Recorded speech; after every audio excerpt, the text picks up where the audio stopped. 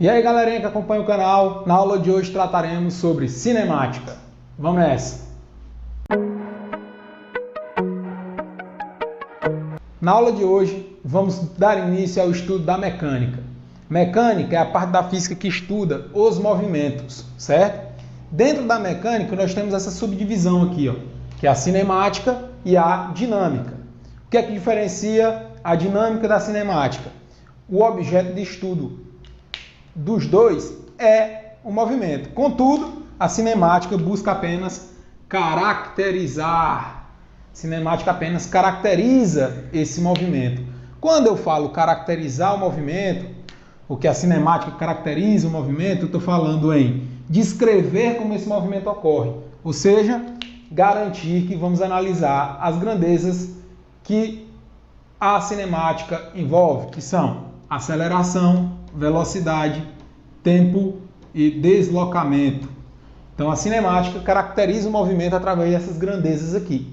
O que é que a dinâmica faz? Estuda a causa dos movimentos. Se eu for me preocupar com o que causa o movimento, aí eu tenho que estudar a parte da dinâmica, tá certo?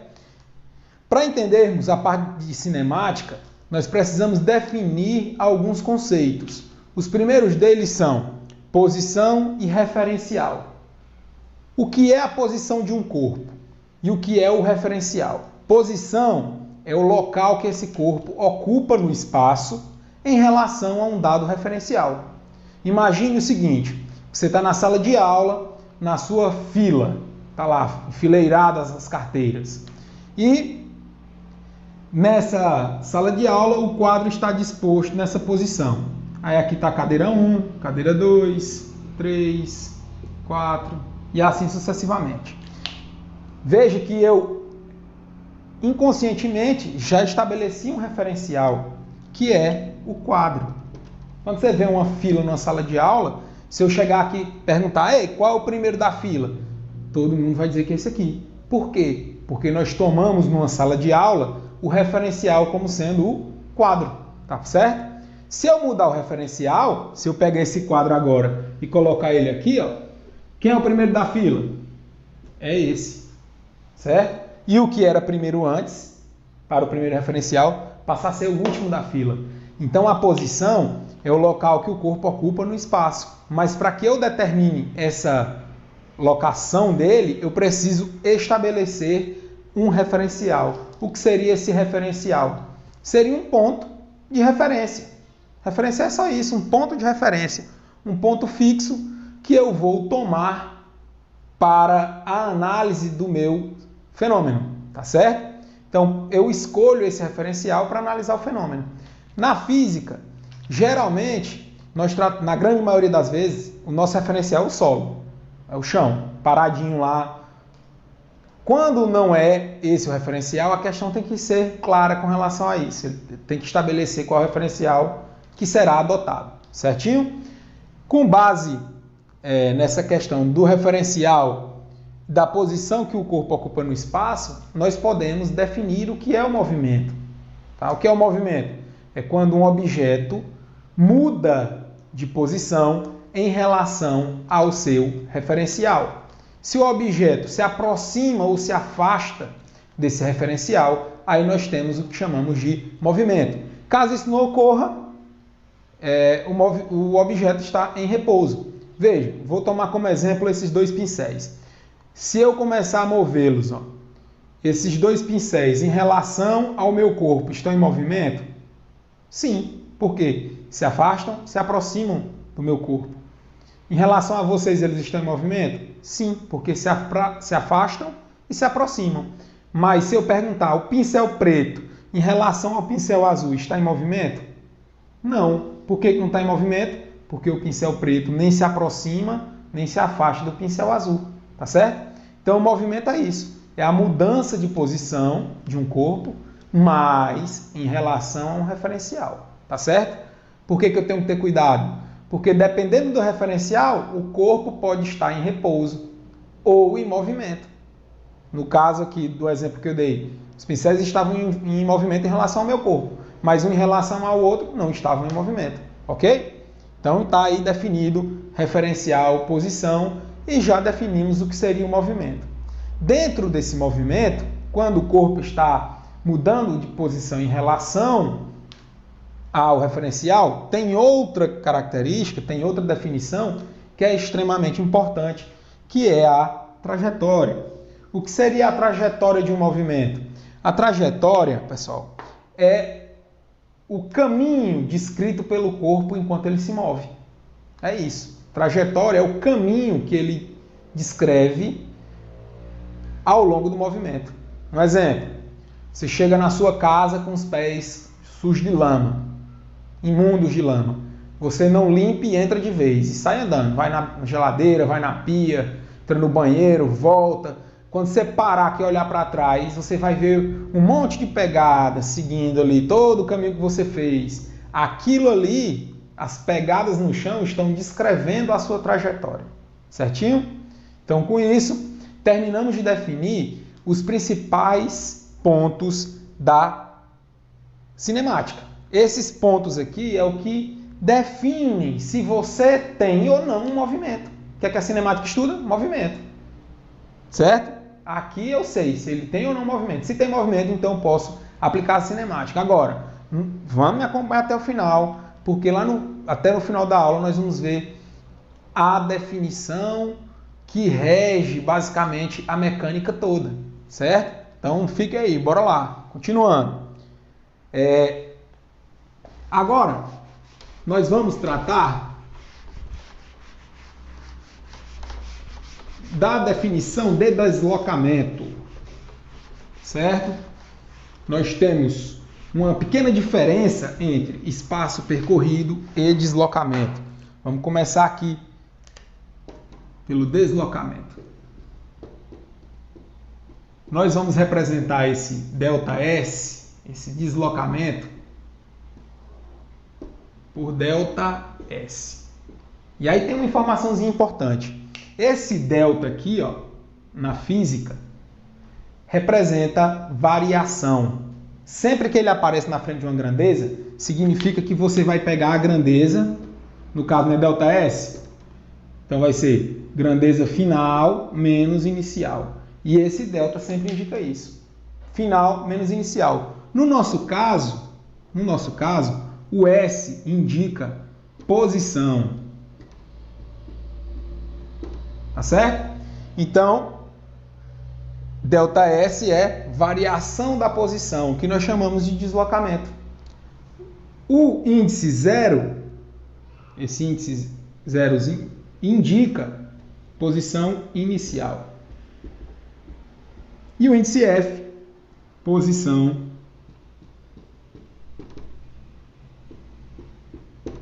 final. Então, se eu quero calcular o deslocamento de um corpo, eu preciso do quê? Da posição final e da posição inicial. Só isso. Certo? Subtrair posição final da posição inicial, obtive o deslocamento. E é interessante que notemos que deslocamento é diferente de espaço total percorrido. Por que isso? Vem aqui comigo. Imagine que você tem que ir do ponto A até o ponto B, certo? Tem uma esferazinha que vai desse ponto A até o ponto B. Então, de onde ela inicia o seu deslocamento, onde ela começa a se mover, nós chamamos de posição inicial. Vou dizer que o A aqui, ó, é a posição inicial. E que essa posição aqui é o zero da minha trajetória.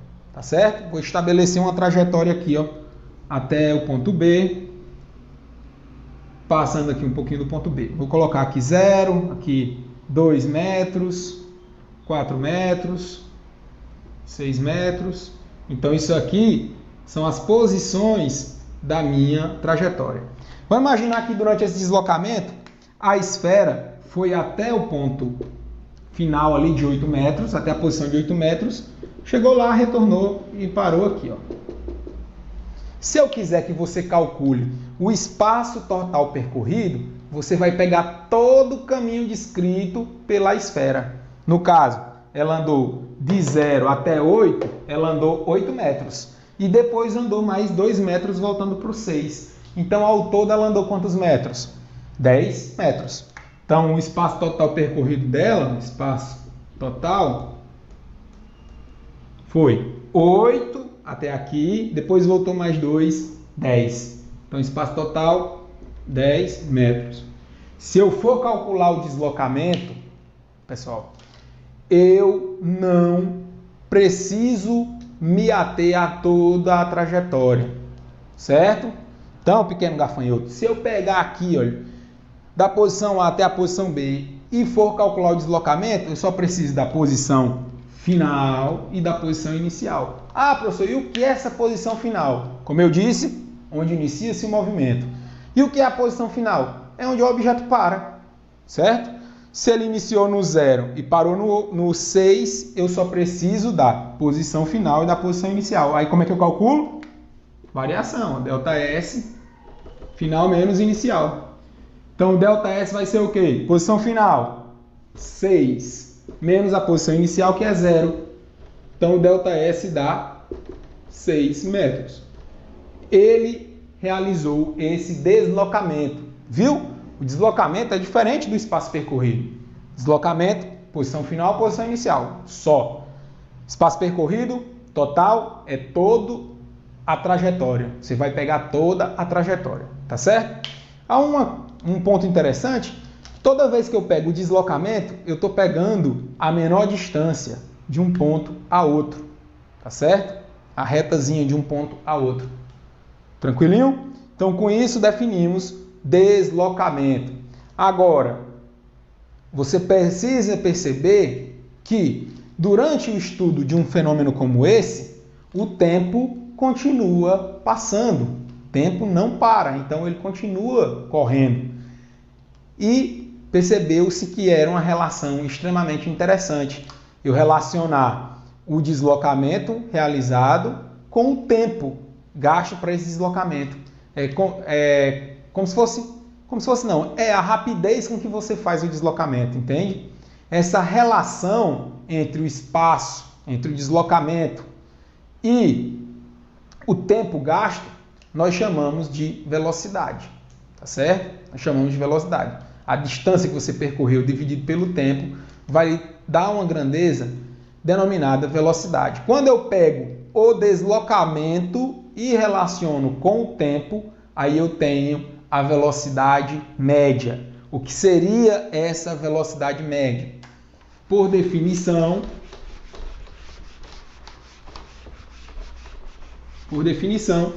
velocidade média é o deslocamento total pelo tempo. Então, velocidade média. E aí, galerinha, eu falei para vocês, termo importantíssimo que nós usamos em várias partes da física. Vocês vão ver que nós utilizamos esse conceito de velocidade não apenas aqui na cinemática, tá? Velocidade média é o ΔS sobre o ΔT. O que é esse ΔT, pessoal? Variação do tempo, o intervalo de tempo. Do tempo. E o VM é a minha velocidade média.